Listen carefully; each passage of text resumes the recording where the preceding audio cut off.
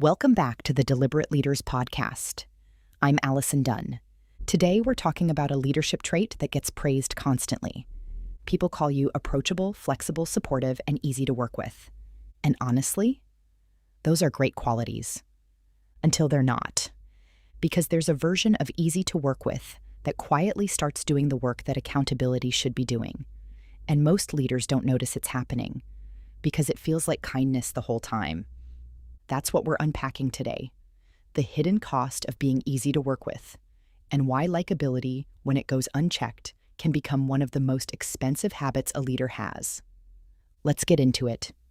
Here's the thing. This never starts as a conscious choice. It starts with good intentions. Real compassion. You can see your team is stressed. You know they're juggling a lot. You genuinely want to be the kind of leader people actually want to work for. So you extend the deadline. Just this once. You soften the feedback. Because the timing feels off. You sidestep the hard conversation. Because things are already tense and you don't want to add to it. And in the moment, each of those decisions feels like the right call. It feels like empathy. It feels like leadership. But here's what I want you to notice. Your team isn't experiencing individual acts of flexibility. They're experiencing a pattern, and patterns become culture.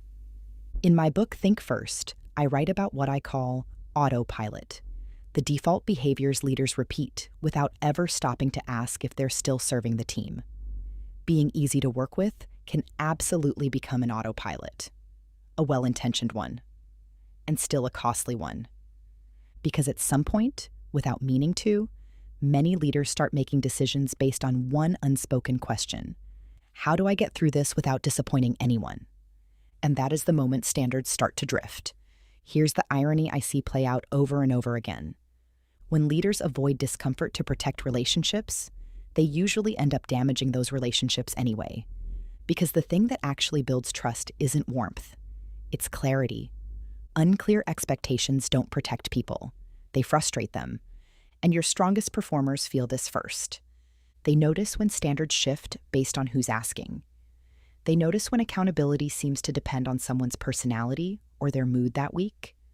They notice when a behavior that was called unacceptable last quarter quietly gets tolerated this quarter. And eventually, they stop trusting the system.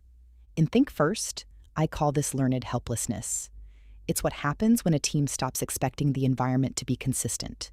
They stop raising concerns because the response has been unpredictable.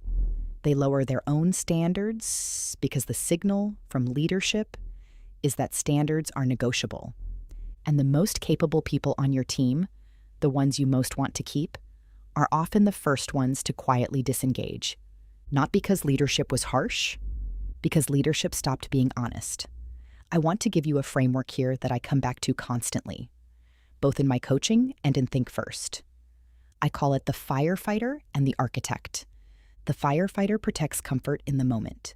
They react to what's right in front of them. They manage tension as it surfaces. They do whatever keeps things calm today. The architect protects the long-term health of the culture. They make deliberate choices about what to address, what to name, what to hold the line on, even when it's uncomfortable. Avoiding hard conversations isn't leadership. It's the firefighter mistaking short-term peace for long-term stability. What separates the architect is the willingness to act even when you know it's going to cost you something in the moment.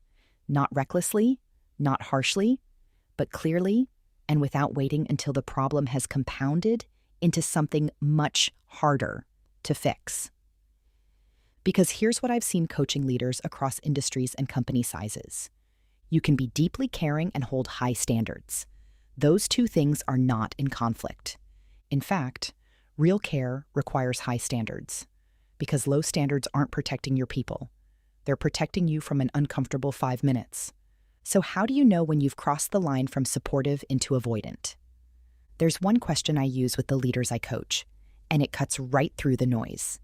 Am I protecting this relationship, or am I avoiding discomfort? Because those are not the same thing. Protecting a relationship means being honest even when it's hard.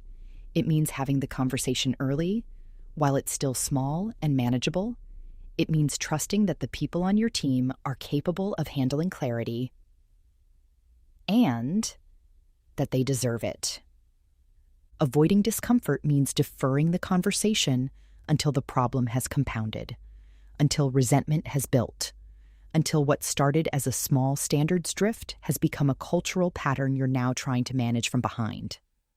The leaders that teams trust most, they're not the ones who never say hard things.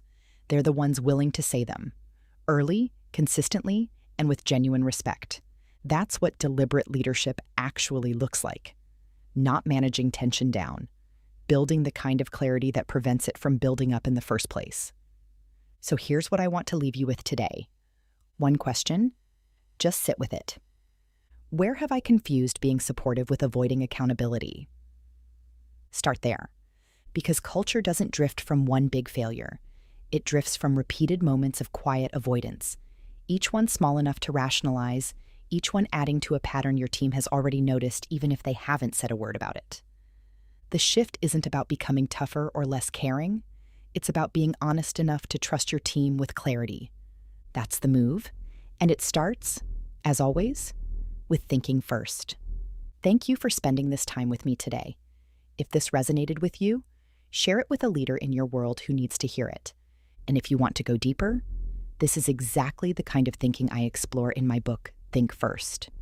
5 strategic thinking methods to help you interrupt the autopilot patterns that quietly create the culture problems leaders most want to avoid. You can find it at deliberatedirections.com. Think First. Link is also in the show notes. Until next time, think first and lead deliberately.